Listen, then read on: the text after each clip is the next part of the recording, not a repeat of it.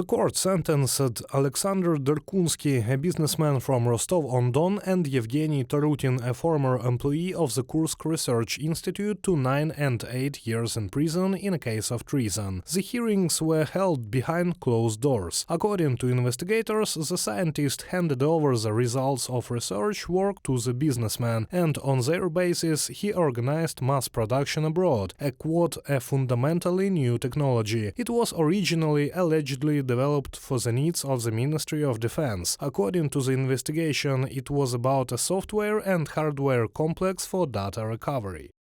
In their last speech, the defendants asked the court for leniency, arguing that by their actions they did not intend to damage the defense of the state, but were guided only by personal commercial interests. From the publication in Kommersant. After the start of a full-scale military aggression against Ukraine, more and more criminal cases of treason appear in Russia. Often the reason is correspondence with supposedly representatives of foreign states, most often from Ukraine. Cases of treason are first of all politics. If earlier the first thing the authorities did was to issue a warning from the Prosecutor General's office, do not send money to Ukraine, otherwise we will involve you, then they went all over the country with operational search measures. This is when, without initiating a criminal case, they seize equipment and conduct de facto searches. Apparently this did not help, and a decision was made to start scaring people with real criminal cases. There are 3 known cases of initiating a criminal case for donations of the armed forces of Ukraine or simply to Ukraine. Yevgeny Smirnov, advocate, in an interview with Deutsche Welle. For the 5th time in a row, the security forces detained Moscow resident Alexander Kraichik. He has been persecuted since April 2023 for transferring 50 euros to a Ukrainian charitable foundation. There is clearly no criminal legal interest in him. I am not aware of this, and those administrative cases, those administrative detentions that he is serving, they look completely far-fetched and unfounded.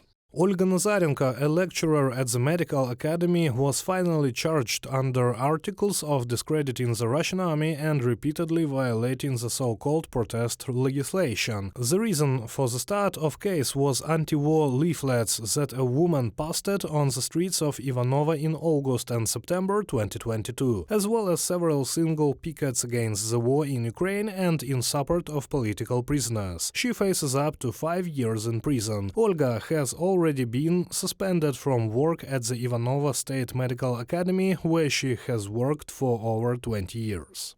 Russia is my country, not just those in power and their supporters. I will not let anyone kick me out of my country. I'm ready for a possible prison sentence. If this happens, I will serve time, and then I will be released and continue my pickets. I'm not too afraid of prison. Somehow people live there. You can't send to jail everyone, and you can't close everyone's mouth. Olga Nazarenko in an interview with Radio Liberty.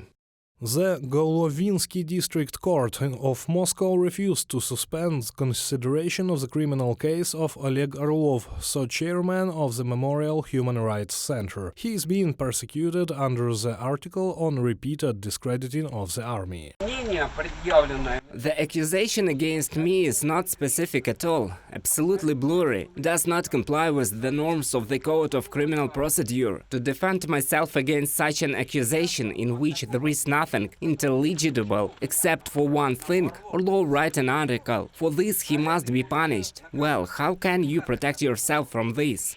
9 years in a strict regime colony. Such a verdict was passed by the Southern District Military Court to the Crimean contract soldier Denis Norolsky, who refused to fight in Ukraine. And in the Sverdlovsk region, the art teacher Daria Sergeyeva was searched in the case of discrediting the army. After interrogation, she was released on bail. The main goal of mass arrests and initiation of criminal cases for discrediting the army, spreading fakes, and even the absence of a foreign agent label in publications is to instill fear in people of the Kremlin regime, lawyers say. But despite this, people continue to express their position. Reported by Serhiy Kulas, Natalia Husak, UATV News.